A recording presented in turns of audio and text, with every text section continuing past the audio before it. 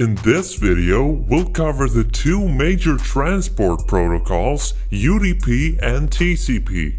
Before we do that though, let's talk about transport protocols in general to understand why we need them in the first place.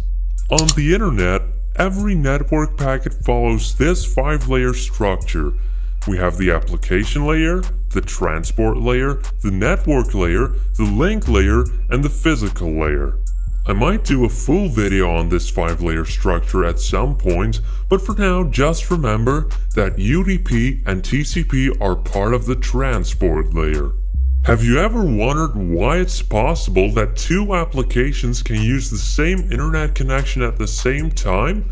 Well, that's because of what the transport layer provides. It allows multiple applications to use one network connection simultaneously.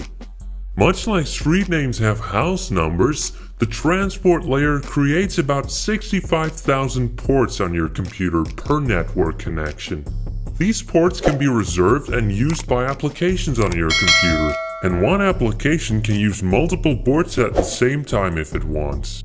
Let's say that an application reserved port 12437 to send a message to port 80 on some other machine.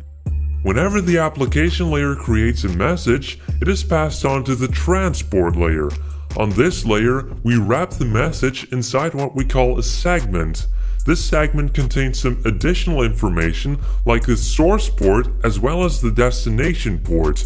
Then, when the segment is created, it is passed on to the network layer for further processing.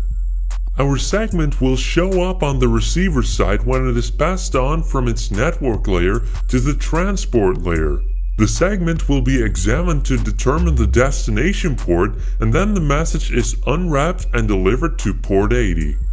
So that's the general idea of the transport layer, but there's more to it than that. We have two major transport protocols, UDP and TCP, and they both have their own characteristics. Let's look at UDP first. One of the biggest advantages of UDP is that its packet sizes are smaller than TCP, about 60% even. UDP headers are 8 bytes and TCP headers are 20 bytes, so that's a big difference. UDP is connectionless. This means that you don't have to create a connection first before sending out data. And finally, you have more control over when data is being sent out. Now, I do realize that this may sound a little vague to you, but once we get TCP into the mix, this will become clearer. Because data corruption is a common occurrence on the internet, UDP has a primitive form of error detection. Its packets carry a 16-bit checksum, but it is not that reliable. When UDP does detect corruption, it will not try to recover from it. In most cases, the corrupted segment will just be discarded. In some cases, it will keep the corrupted segment, but turn on a warning flag for the application.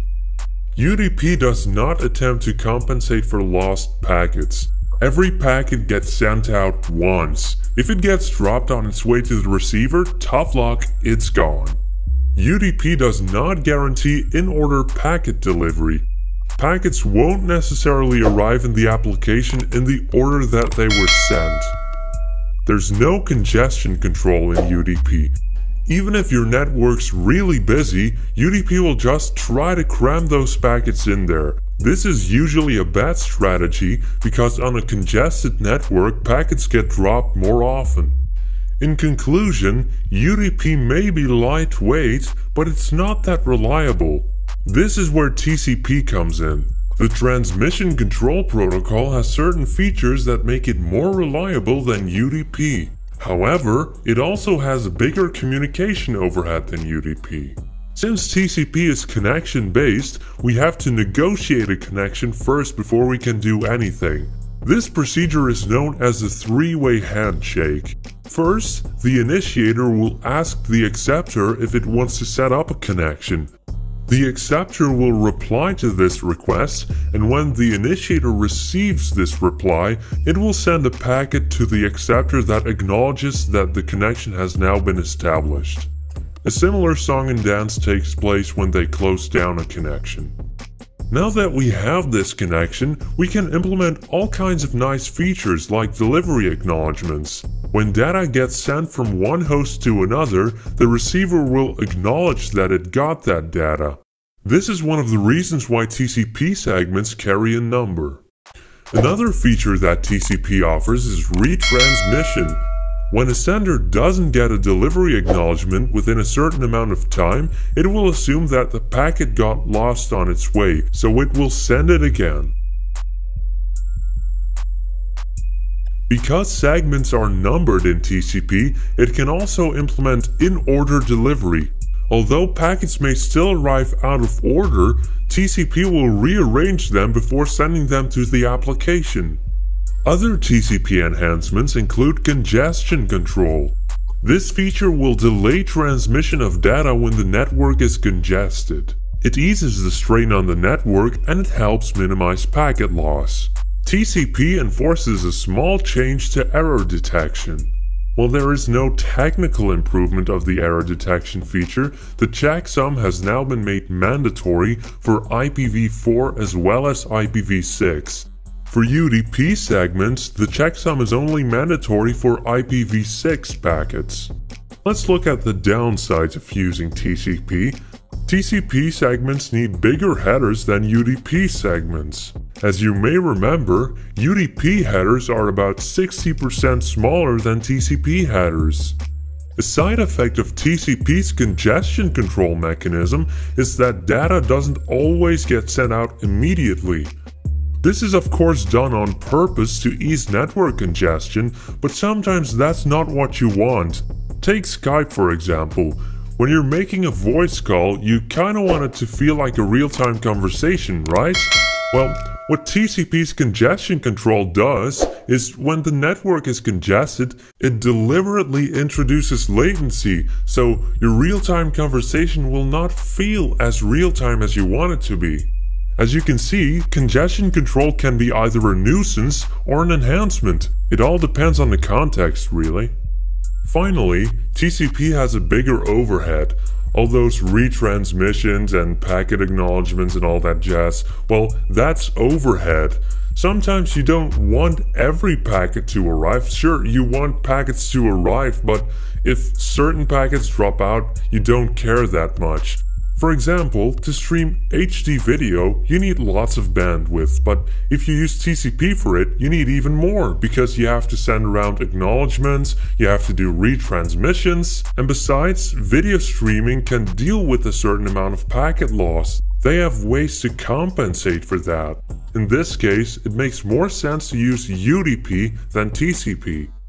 Both protocols are also different on a conceptual level. We call UDP message-oriented, which means that applications send their data in distinct chunks. Think of it as snail mail, email, or text messaging. Now TCP, on the other hand, is stream-oriented. It is used as a continuous flow of data. Under TCP, your application does not choose how data is sliced into packets. Just let it know whenever anything needs to be sent, and then TCP will slice that into packets and recompose everything on the other end. It could use lots of small packets, but it could also choose to go with few big packets. It just picks whatever works best at that time. Rest assured though, you don't have to worry about how the packets are sliced. All you need to know is that on the receiver end, everything gets recomposed into a stream that you can read from. So which one's better, UDP or TCP? It all depends on the type of application that you're building. Let's look at text communication.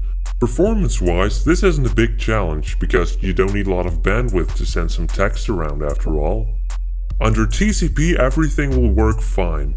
With UDP, however, you could get text in the wrong order or text could get lost along the way.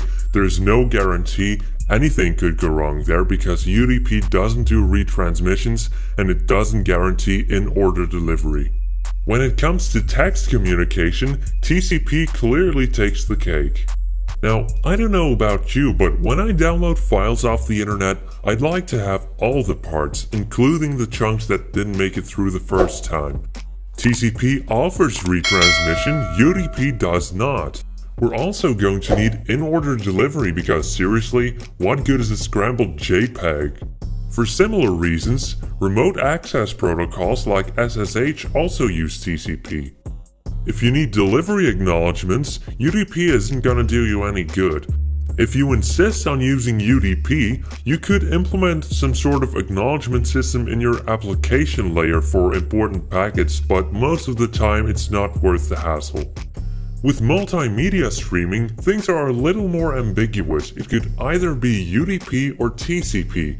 Traditionally, people have chosen UDP because it has less overhead, it doesn't do that congestion control thing that introduces latency, and we can compensate for a certain percentage of lost packets. More recently, people have started to use TCP for multimedia streaming.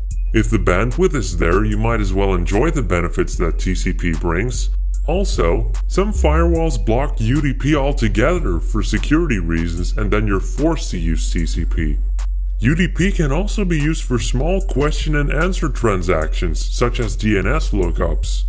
The main benefit here is that you don't have the overhead of creating and closing a connection every time you need something.